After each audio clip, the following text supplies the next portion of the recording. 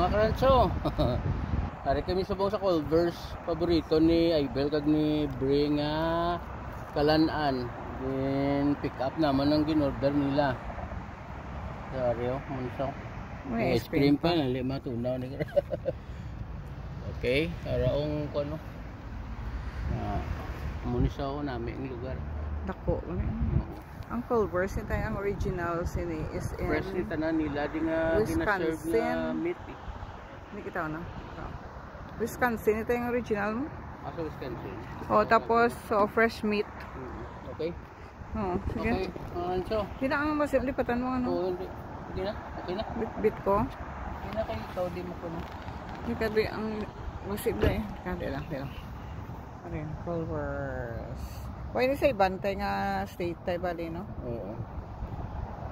Wala daw, diri lang na. Ito. Isang lugar nila ah.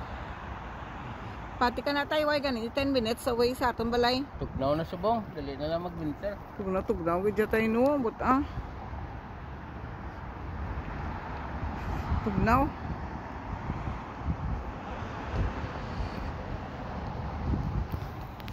Tay. Ang ano, sandwich? Dali ka lang. Una-una limaw. Baka damo, asang pa makal ta. Dali lang. Uy. Ay. Dali. Oh.